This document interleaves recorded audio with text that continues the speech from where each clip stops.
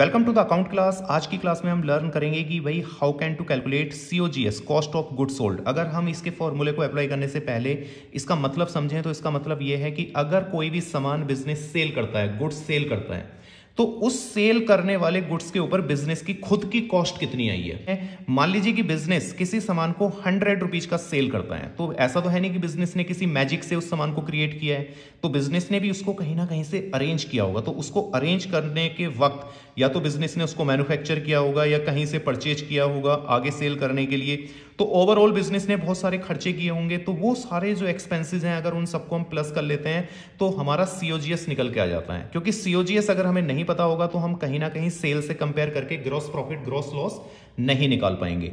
तो अब आपको समझ में आ गया कि कॉस्ट ऑफ गुड्स सोल्ड का मतलब है कि उस सामान की लागत जिसको हम सेल करते हैं। तो अब इसको निकालने के जो तरीके हैं वो 3 तरीके या 3 अप्लाई फॉर्मूले हम यहां पे अप्लाई कर सकते हैं, जिसमें सबसे पॉपुलर फॉर्मूला है दिस वन कि opening stock plus net purchases plus all direct expenses minus closing stock.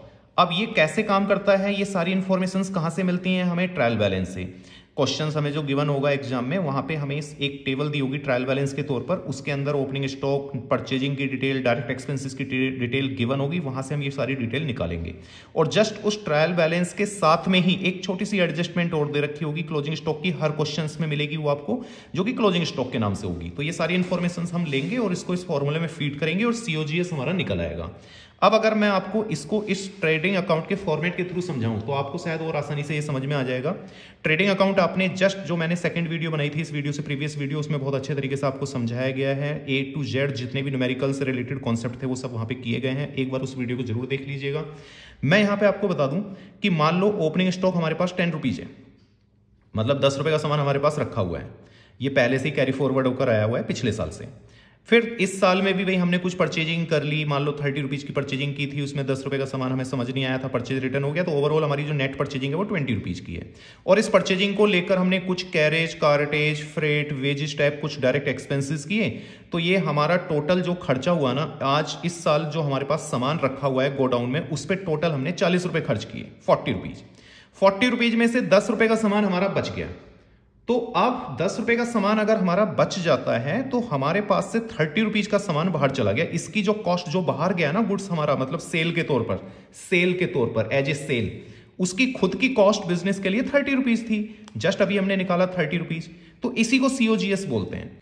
इस इलस्ट्रेशन के थ्रू भी हम सीखते हैं कि COGS कैसे निकाला जाता है, कॉस्ट ऑफ गुड्स सोल्ड किस तरीके का क्वेश्चन आपके एग्जाम में आएगा। देखो, इसको रीड करने से पहले मैं आपको बता दूं, COGS का फॉर्मूला है opening stock plus purchase plus direct expenses minus closing stock.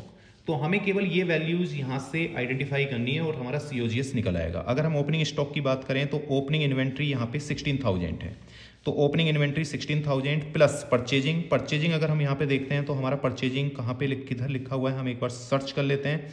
परचेजिज है हमारा, नेट परचेजिज 72,000, परचेजिज 72,000। फिर हम करेंगे direct expenses plus direct expenses, वो एक्सपेंसेस हैं जो परचेजेस, फैक्ट्री, मैन्युफैक्चरिंग से रिलेटेड हैं, जैसे कि royalty, octroi, carriage, cartage, freight, power, fuel and electricity, wages etcetera. तो हम देखते हैं कि कौन कौन सा एक्सपेंसेस यहाँ पे दिया हुआ है।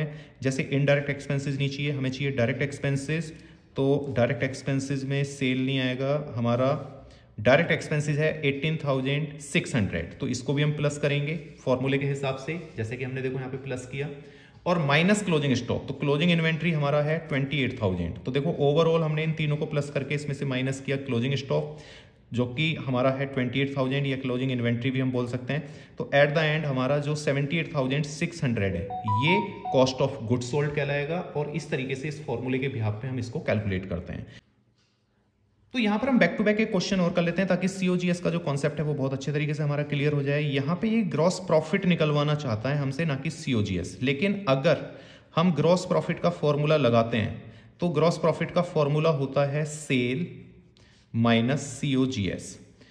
क्योंकि अगर मान लीजिए हमने 100 रुपए का माल सेल किया और उसकी लागत है 80 रुपीज, कॉस्ट मतलब जो हमारा सामान बिजनेस जिस चीज को 100 रुपए का सेल कर रहा है, बिजनेस के लिए खुद की कॉस्ट उस चीज पर 80 रुपीज हुई है। तो 80 लगा के 100 मिल गया मार्केट से, तो ऑब्वियसली 20 रुपीज का प्रॉफिट हो गया। तो अगर हमें ग्रॉस प्रॉफिट निकालना है, तो अगर हमें ये दोनों वैल्यूज पता चल जाती हैं, सेल और COGS, तो इन दोनों का डिफरेंस निकालकर हम ग्रॉस प्रॉफिट तक पहुंच सकते हैं। तो कहीं ना कहीं सीओजीएस निकालना यहाँ पर मैंडेटरी है, तभी हम ग्रॉस प्रॉफिट तक पहुंच सकते हैं। तो हम देखते हैं कि सीओजीएस के लिए इसने क्या इंफॉर्मेशन यहाँ पे दी है। सीओजीएस के लिए जैसे यहाँ पे इसने टोटल परचेजेस दिया है, ठीक है, परचेजेस जो है सीओजीएस का पार्ट है। रिटर्न आउटवर्ड का मतलब है कि सेल परचेज रिटर्न आउट का मतलब जो खरीदा हुआ सामान था वो बाहर गया, तो ये परचेज रिटर्न है आपका 20,000। तो टोटल परचेज 8 लाख में से 20,000 आप माइनस करेंगे तो आपका नेट परचेज निकल के आ जाएगा।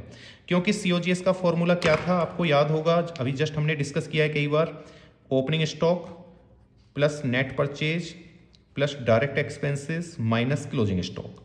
तो नेट परचेजिंग का मतलब है 8 लाख में से 20,000 माइनस करो, तो नेट परचेजिंग आपका आएगा यहाँ पे निकल के 7,80,000। उसके बाद आगे इंफॉर्मेशन दी है डायरेक्ट एक्सपेंसेस, तो डायरेक्ट एक्सपेंसेस भी प्लस होते हैं 60,000, ये भी प्लस कर दो।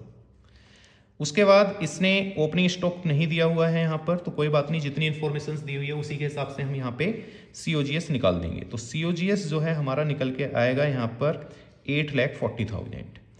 लेकिन अब जो हमारा सामान सेल हुआ है and 2/3 of goods are sold for ₹6,10,000, मतलब ये जो सामान है ना ये कंप्लीट है। इतना पूरा सामान हमने मार्केट में सेल नहीं किया, हमने जो सेल किया है वो केवल 2/3 किया है इसका। तो इसका 2/3 अगर आप निकालते हो, तो अगर इसका 2/3 आप निकालते हैं तो आपने 5,60,000 का सामान सेल किया। तो सीओजीएस 2/3 सामान की कितनी 5,60,000 कहलाएगी। 2/3 सामान की सेल्स जो सीओजीएस है वो कितनी कहलाएगी, कॉस्ट ऑफ गुड सोल्ड 5,60,000। और सेल कितने में किया आपने इसको 6,10,000 में। तो इसका मतलब सेल भी है आपके पास और सीओजीएस भी है, तो इन दोनों का डिफरेंस निकालेंगे तो क्या निकल के आ जाएगा, ग्रॉस प्रॉफिट।